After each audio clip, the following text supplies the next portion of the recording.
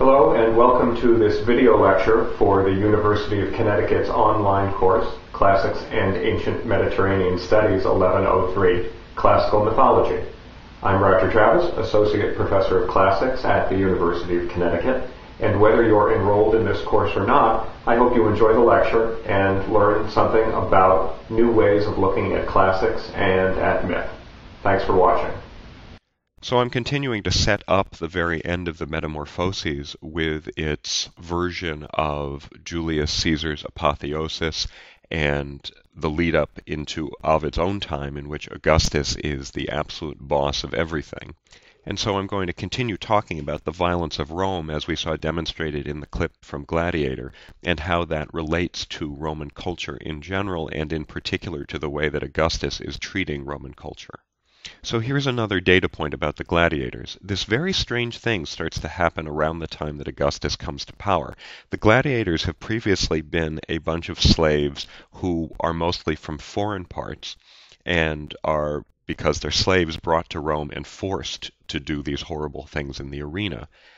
At the time when Augustus is coming to power, a new thing is happening in the gladiatorial culture, which is that free-born Romans are giving up their freedom and taking the gladiatorial oath, which makes them slaves, and becoming gladiators. Why would anyone who didn't have to go into gladiatorial combat and die that way, or kill that way and then eventually maybe die that way?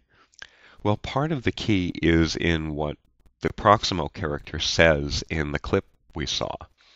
When you're a gladiator, you have some control over how you are going to live and especially how you are going to die.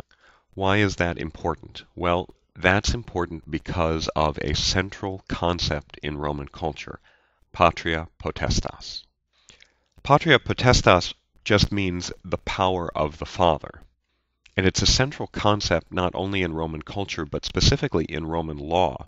And what it says is that the oldest member of the household, and by household we're talking about sometimes very large extended families, who is known as the pater familias, that is the father of the family, that pater familias has the authority and power to punish anyone in his household with death just because he says so. On the one hand, I think there's a pretty clear relationship between patria potestas and the fratricidal nature of Roman culture that we see from the very beginning with Romulus and Remus, and then we see continued in the Civil War. One way to think about the pater familias is in the terms of a movie and TV series from a few years ago, Highlander, the motto of that show being, "There can be only one." There can be only one pater familias, so if you're born as a second son or as anybody else besides the oldest son in the household, you are almost certainly never going to attain full self-actuation, if you want to call it that. That's bad enough for anybody but the oldest son in every family, but it gets worse when Augustus comes to power, because Augustus has a particular cultural strategy.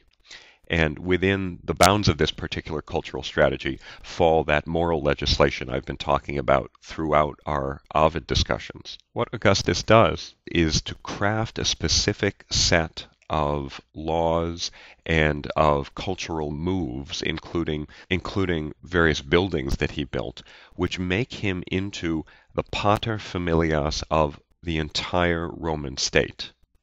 That is, the answer to the question, who's your daddy, became, at all times and in all places, Augustus. Now, before I connect all the dots, I want to compare this to a modern film clip. This is from what I believe is finally receiving its due as a classic movie, Fight Club. And I want to play this clip because I want to make it clear that although this part of ancient Rome seems so very, very distant from us, nevertheless, we do have a pretty close equivalent to the kind of feeling that led so many free men to become slaves and to fight as gladiators.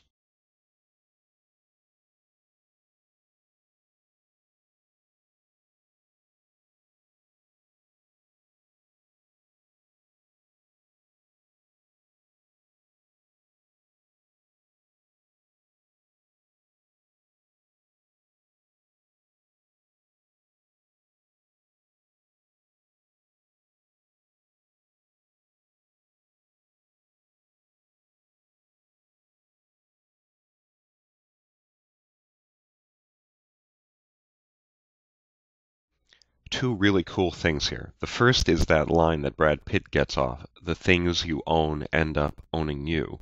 And the second is what happens in the sound design at the moment when the first punch is thrown.